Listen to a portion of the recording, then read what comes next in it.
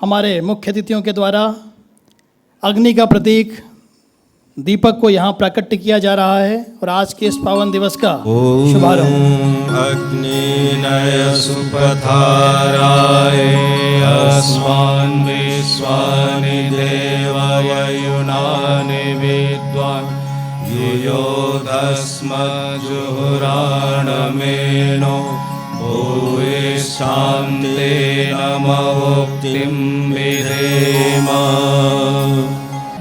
युग ऋषि वेद मूर्ति तपोनिष्ठ पंडित श्री राम शर्मा आचार्य जी, परम वंदनीय माता भगवती देवी शर्मा जी, माँ गायत्री सद्बुद्धि की देवी, उनके सम्मुख पुष्पांजलि भावांजलि हमारे अतिथियों द्वारा प्रस्तुत की जा रही है।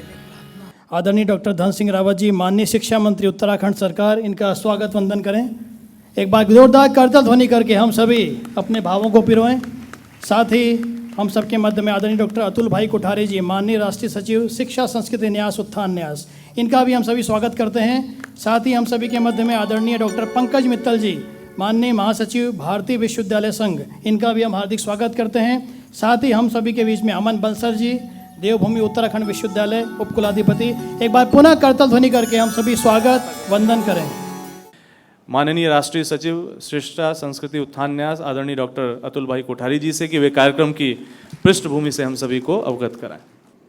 मुझे इस बात का बहुत आनंद है कहते हुए कि 2010 में सबसे पहले मूल्य आधारित शिक्षा पर पहली राष्ट्रीय जो संगोष्ठी हुई थी वो इसी प्रांगण में हुई थी। तो इस प्रकार के कुछ सफल प्रयोग देश के सामने आने चाहिए, तभी बात स्वीकार्य होती। भाषण में तो सब बातें करते हैं, परंतु देश भर में इस प्रकार के अनेक प्रयोग, जैसे यहाँ देव संस्कृति में मैं कई बार देखने के लिए आता था, ऐसे बहुत लोग काम कर रहे हैं। लेकिन सब कई बार, ये तो बहुत बड़ा संस्थान और गायत्री परिवार तो पूरी चेन है इनकी शैक्षिक संस्थानों की, लेकिन अनेक लोग देश के कोने कोने में छोटे छोटे विद्यालयों में कोई व्यक्तिगत रूप से आचार्य काम कर रहा है, ऐसे अनेक अनुभव आए। तो इस सबको एक प्लेटफॉर्म, मंच देना चाहिए, क्योंकि गलत काम करने वाले तो जल्दी संगठित हो जाते हैं, लेकिन अच्छे काम करने वाले भी एक मंच पर आए तो उन सबका भी आत्मविश्वास बनेगा और एक सकारात्मक शक्ति खड़ी होगी जो देश की शिक्षा परिवर्तन में एक बड़ी भूमिका निभाएगी। ये पहला ज्ञान कुंभ देवभूमि के हरिद्वार में हो रहा है। तो ऐसे 4 दिशाओं में 4 ज्ञान कुंभ का आयोजन, और जो हमारे शिक्षा के प्राचीन कहो के आधुनिक समय के महत्वपूर्ण केंद्र है, ऐसे स्थानों का विचार किया गया और इसलिए देव संस्कृति विश्वविद्यालय का भी यहाँ विचार किया गया। ये भी एक ऐसा केंद्र है। पूज्य गुरु जी ने इसको प्रारंभ किया गायत्री परिवार को, और आज एक अंतर्राष्ट्रीय संगठन बन गया है गायत्री परिवार। शिक्षा में ऐसे संस्थान जो है, ऐसे हजारों संस्थान काम अच्छा कर रहे हैं। ऐसे लाखों लोग ऐसे हैं कि जो शिक्षा के लिए आज भी उसी भाव से योगदान करने के लिए तत्पर है। ज्ञान कुंभ के अवसर पर अनेकों विश्वविद्यालय में यहाँ पर कुलपति आए हुए हैं, पदाधिकारी आए हुए हैं, उन सबका मार्गदर्शन करें माननीय डॉक्टर पंकज मित्तल जी। एक बार करताल ध्वनि करके उनका स्वागत करें। मुझे लगता है कि ये ज्ञान कुंभ जो हमारी शुरुआत है बहुत अच्छी हुई है, क्योंकि मैं यूजीसी में रही हूँ 30 साल, 5 साल से एआईयू में हूँ। देव संस्कृति विश्वविद्यालय मेरा कभी आना नहीं हुआ, पहली बार मैं आई हूँ और मैं आश्चर्यचकित हूँ जिस तरह का यहाँ का इंफ्रास्ट्रक्चर है, जिस तरह का यहाँ का कल्चर है, जिस तरह के यहाँ से संस्कृति है। मुझे बहुत ही, ये मेरे लिए बहुत ही सुखद अनुभव है और मुझे लग रहा है कि मुझे पहले यहाँ पे आना चाहिए था, पहले क्यों नहीं आई। और इतना बहुत ही अच्छा लगा मुझे इस विश्वविद्यालय में आके, बहुत अच्छी अनुभूति हुई। और हमारे पहले ज्ञान कुंभ की शुरुआत यहाँ से हो रही है, तो मुझे लगता है जैसे इंग्लिश में बोलते हैं ना, good begin is half done. तो इसी तरह से, क्योंकि इसकी शुरुआत इतने अच्छे खूबसूरत तरीके से हुई है, तो हमारा ज्ञान कुंभ बहुत अच्छे जाएंगे सारे के सारे।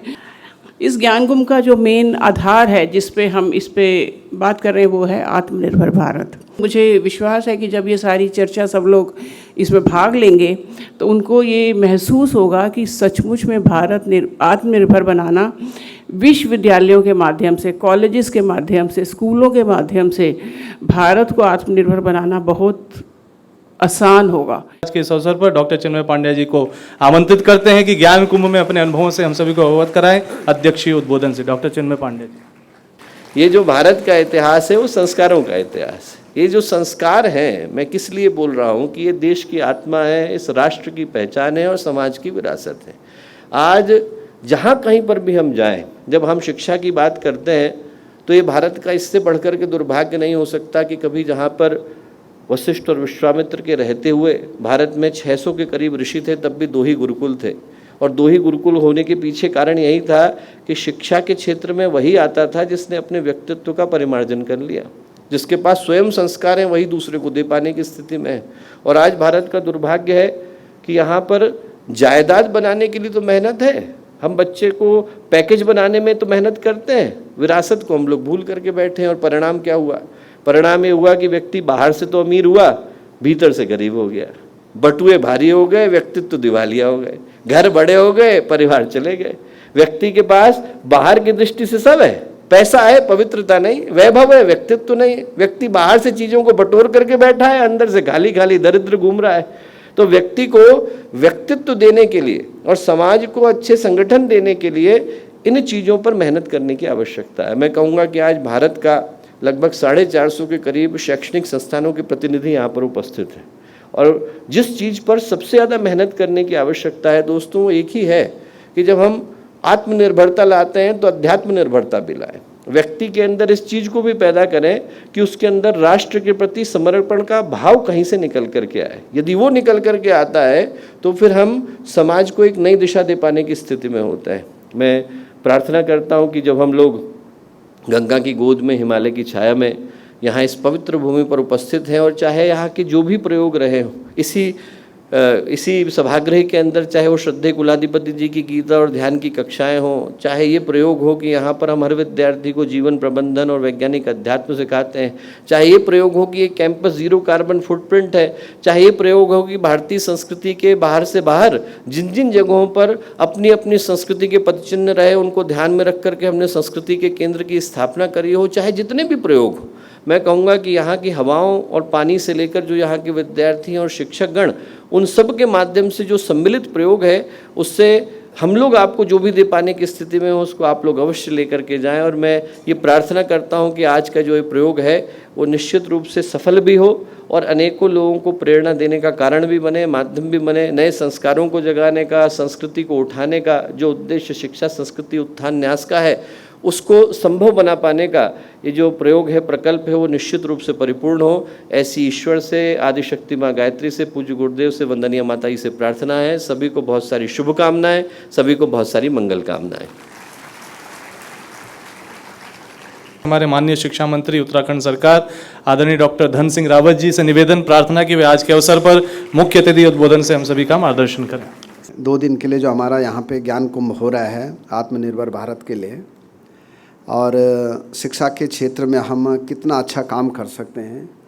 ये विश्वविद्यालय एक मॉडल विश्वविद्यालय है और जो अभी पंकज जी ने कहा है, हमारे मित्तल जी ने, कि मैं इस विश्वविद्यालय में आ नहीं पाई हूँ लेकिन अब कभी भविष्य में 1-2 दिन लगाऊंगी। मुझे लगता है कि जो जो हम चाहते हैं राष्ट्रीय शिक्षा नीति में और जो जो शिक्षा न्यास चाहता है कि भारतीय ज्ञान परंपरा कैसी होनी चाहिए, हमारे विश्वविद्यालयों का शैक्षिक कैलेंडर कैसा होना चाहिए, छात्र छात्राएं वहाँ कैसे होने चाहिए, प्राध्यापक कैसे होने चाहिए, जो हमारे वसुधैव कुटुंबकम की बात थी पहले, जो हमारे संस्कार थे, ये जितनी बातें हम कह रहे हैं मुझे लगता है कि यहाँ सब कुछ है। और मेरा भी सौभाग्य है कि इन 8 वर्षों में शिक्षा मंत्री होने के नाते लगभग 3 दर्जन बार यहाँ आ चुका हूँ। हर दीक्षांत समारोह में आता हूँ मैं।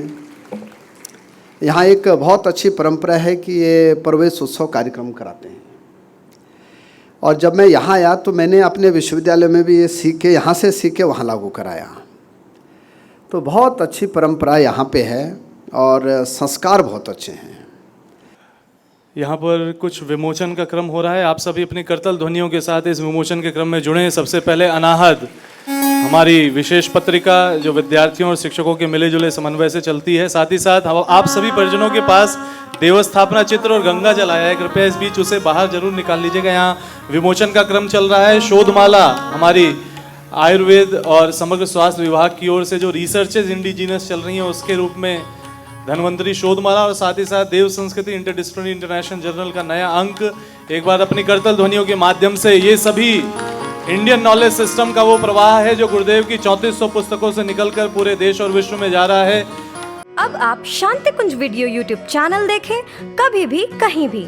डाउनलोड करें शांति कुंज वीडियो मोबाइल ऐप, उपलब्ध है गूगल प्ले स्टोर एवं एप्पल स्टोर पर भी।